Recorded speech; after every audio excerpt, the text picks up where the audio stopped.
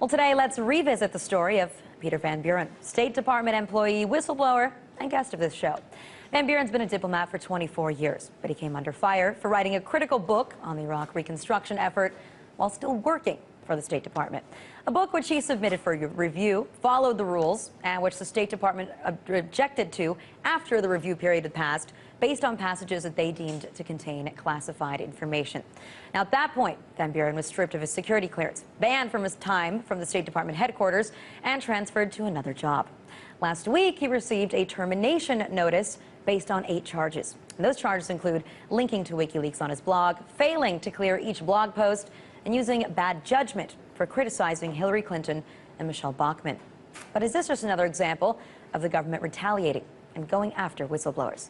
Here to discuss it with me is Peter Van Buren, Foreign Service Officer and author of the book, We Meant Well, How I Helped Lose the Battle for Hearts and Minds of the Iraqi People, and Jesselyn Radick, National Security and Human Rights Director at the Government Accountability Project, the nation's leading whistleblower organization. I want to thank you both for joining us tonight. And, for starters, Peter, did you know this was coming, or was this a shock to you?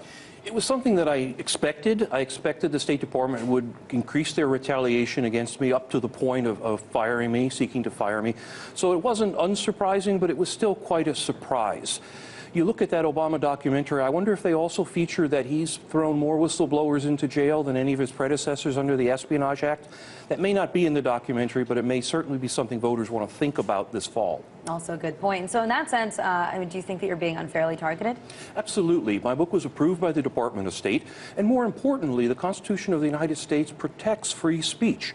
What the State Department is trying to terminate me for, calling it bad judgment, is in fact core political speech, the very basis of the First Amendment, the right of people in America to criticize their own government. When I took my oath of office 24 years ago, it was to the Constitution, not to Hillary Clinton. Jesselyn, can you walk us through, some of these 8 charges, things like using poor judgment or bad judgment, whatever their language is, towards Hillary Clinton? Well, it's ridiculous. I mean, clearly this is about the book, which the State Department pre-cleared by default because they let the 30-day time period lapse and didn't realize their mistake. And it's about Peter's blogs. Now, unfortunately, for the State Department, the F-bomb is the First Amendment. And it's a dirty word, and they have studiously avoided throughout each of their retaliatory actions taken against Peter Van Buren, they've studiously avoided mentioning the First Amendment, which clearly prohibits all of this.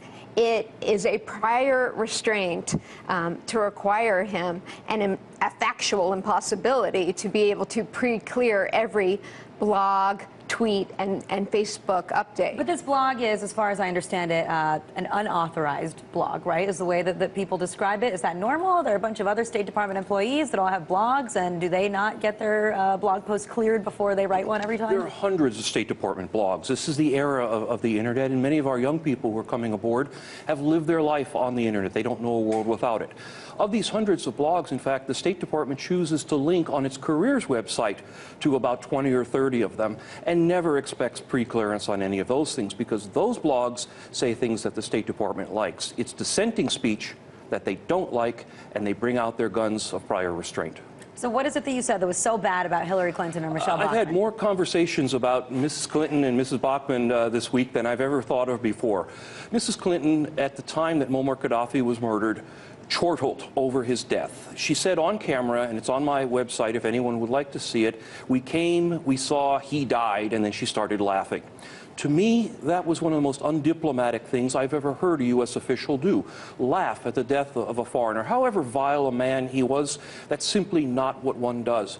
And so by using words that some people might find offensive to describe the secretary, I was trying to draw a contrast between an act of laughing at someone's death and naughty words that we've all heard before, and asking the question, truly, which of these is more obscene?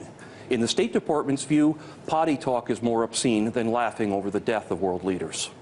Now, Jessalyn, from a legal perspective, and I've seen you say this too, that you think that if you worked at a private company and there was it came off as insubordination, then fine, go ahead, fire me. You have the right to do that. But do you think that it's different if you work for the federal government? Yeah, it's definitely different. And I think most government employees would be appropriately outraged if they found out the government and their agency was monitoring their internet activity done during their private time on their personal home computer. It's outrageous, and they've admitted to it. We are monitoring you 24/7. Now, in a private corporation, they could fire you. Yeah. At the same time, you had the president fired General Stanley McChrystal, right, because of things that he said that were then written in a Rolling Stone article. What's different about government from private companies is that you don't really have a choice with government. You can vote for some of the people, but most of the folks in government, including myself, are never voted for. More importantly, with private companies, you can take your business elsewhere if you don't like the way they do business. If people inside the government don't tell you, the people, about what we're doing, you have no way to know. If I didn't write a book about the waste and mismanagement in Iraq, who could tell you that? Who would tell you that? And that places a different obligation on government employees, an obligation that President Obama in 2008 said was something that was very important to him, that federal employees speak out. It's funny how he's changed his colors over the years. We all remember that statement, don't we, when he believed that whistleblowers really play a very important role in exposing waste, fraud, and abuse. Now, I also read, too, that there was a report done by, or maybe an investigation, the Office of Special Counsel, and you think that might have had something to do with the timing here? Well, the Office of Special Counsel recently decided, we filed the complaint with them, and they decided to refer it for investigation and prosecution, and it was only after that that the State Department proposed the removal of Mr. Van Buren, so that's awfully suspect. And then, as part of that proposal, we found out that the State Department's Internal Office of Investigation has been investigating not the State Department's First Amendment violations against my client, but rather Mr. Van Buren himself. Do you have any regrets? Do you wish that you hadn't written this book, hadn't written this blog, said what you did, and then your job wouldn't be in jeopardy right now? In the short term, this has been a lot more difficult than I ever anticipated. I did not expect the full force of the United States government, all its electronic tools, its nastiness to come after me because I wrote a book. I thought the American government was stronger than that they weren't afraid of words, that the State Department, an organization I proudly worked at for 24 years, was not going to stoop to these McCarthy-like tactics. Yet, at the end of the day, I don't regret what I did. I did what I did because it was important for people to understand what was going on in Iraq so that Americans can understand why things went wrong there, so that they can judge why things are going wrong in Afghanistan and other places. I felt that I was uniquely placed to tell that story, and at the end of the day, I chose to take the hits and make the sacrifices to tell that story. All right, so Peter, you for 24 years have been a diplomat. You've been to both Iraq and Afghanistan, obviously, and so I want to get your take on what you think is happening right now, right? After I've not been to Afghanistan. Okay, you haven't been to Afghanistan. So what's your take, though, on the way that people are looking at this war effort and the way that we're suddenly seeing the opinions change, right? There have been people that for years have been saying we need to get out of Afghanistan, that this war is not working, that counterinsurgency has failed.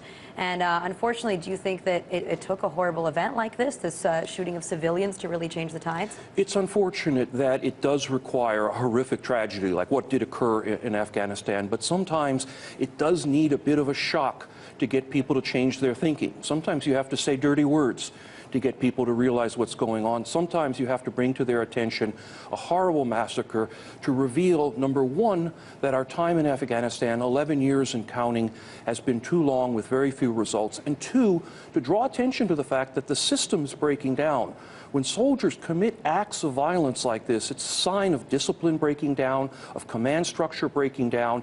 It indicates that there are internal problems that have come about after so many years of war.